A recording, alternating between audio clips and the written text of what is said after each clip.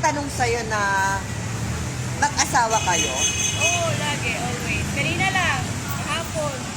Akala na yung mag-asawa kami dalawa. Pero may time ba na naramdaman mo sa sarili mo na napupul ka sa kanya? Hindi. Bakit? Kasi alam ko yung limitation namin. Limitation namin, alam ko. Pero kung may time na magtatanong ka o magtatanong siya na pwede ka nang ligawan, para sa'yo, papayag ka ba na ligawan ka niya? Hindi! Bakit? Ayaw ko sila yung friendship namin. Kasi yung